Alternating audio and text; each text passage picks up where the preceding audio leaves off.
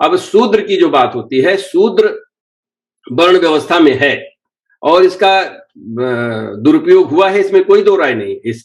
इसका उसके कारण कोई भी हो सकते हैं, लेकिन दुरुपयोग हुआ है, उसको किसी के साथ भी अत्याचार नहीं होना चाहिए। अगर हुआ है तो उसको ठीक करना चाहिए। हमको लगता है कि भारत की व्यवस्था में अपनी परंपराओं में ही ये बाकी बातें हैं, इनको ठीक किया जा सकता है। लेकिन जहां तक ग्रंथों की बात है, उसको हमको समझना चाहिए। वैदिक सोसाइटी में प्रजा माना गया है और शूद्र जिसको कहते हैं उसमें किसी को कम या ज्यादा नहीं माना गया, मुझे तो नहीं मिला है।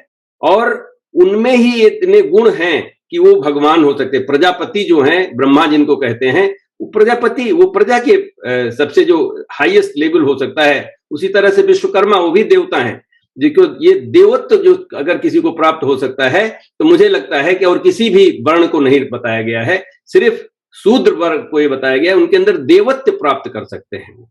तो हमको और उनको वो करना चाहिए। अगर उनके साथ अन्याय हुआ है तो उसको मान के, लेकिन उनका स्वयं का इतना भाव होना। मैं अपने स्वयं को शूद्र मानता हूं, क्योंकि स्वामी विवेकानंद ने कहा जो भी कोई काम वेतन लेके करता है वो शूद्र है। तो इसमें क्या बुराई है? डॉक्टर, इंजीनियर, प्रोफेसर से सारे शूद्र हैं, इसमें क्या बुराई है? सब अच्छे अच्छे काम करते, सारे लोग तो बनना चाहते हैं। डॉक्टर क्या करता है? सफाई करता है। इंजीनियर क्या करता है? कंस्ट्रक्शन करता है।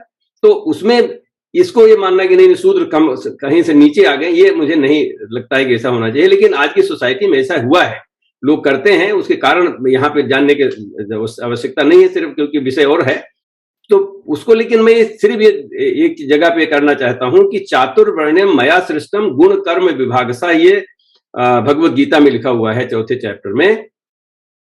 तो गुण कर्म के आधार पे होता है जो हम कर्म करते हैं। मैं अगर प्रोफेसर हूं और वेतन लेता हूं तो मैं शूद्र हूं, इसमें क्या बुराई है? हमारा गुण कर्म वही होना चाहिए, अच्छे से होना चाहिए। लेकिन जो सबसे ज्यादा परेशानी वाली बात है, ये 18 चैप्टर के 44वां जो श्लोक है उसको लेकर है। इसकी बहुत लोगों ने इसका दुरुपयोग किया हुआ है। उसमें यह परिचर्यात्मकम कर्म शूद्रस्य अपि स्वभावजम, ऐसा कहते। परिचर्यात्मक मतलब सेवा करना दूसरों की, शूद्र का स्वभाव है, ऐसा करते हैं। कभी कभी बोलते हैं बाकी तीनों वर्णों की सेवा करना शूद्र का स्वभाव है। लेकिन इसमें एक चीज हमने प्रोफेसर अपर्णा धीर खंडेलवाल जो हमारे इंस्टीट्यूट में हैं, फैकल्टी हैं, उनके साथ, वो संस्कृत की हैं, उनके साथ पिछले 3-4 साल से रिसर्च करके, और इस पर हमने ये बहुत सिंपल सी, जो मैं केमिस्ट्री का आदमी हूं, मुझे ज्यादा तो संस्कृत के बारे में ज्ञान नहीं, लेकिन चूंकि केमिस्ट्री का हूं इसलिए हर शब्द को भी केमिकल के आधार पर ही देखता हूं।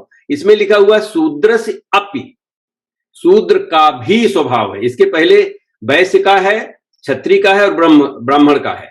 तो ब्राह्मण, क्षत्रिय, वैश्य के बाद ये आखिरी में लिखता है कि परिचर्यात्मकम कर्म शूद्र से अपि स्वभावजम। इसका मतलब शूद्र का भी स्वभाव है। इसका मतलब सेवा करना सबका स्वभाव है, और ये भारत की परंपरा है। सेवा ही तो हम करते हैं, सभी को सेवा करनी होती है। हम अपने को दास मानते हैं, ऐसा अपने आप जब मानते हैं। दूसरा अगर हमको कोई दास बनाता है तो हम तो स्लेव हैं, लेकिन हम अपने को मानते हैं। इसका मतलब हमने सेवा के भाव से किया। माँ जो है सेवा करती है, इसका मतलब थोड़ी ना कि वो किसी तरह से कम हो गई।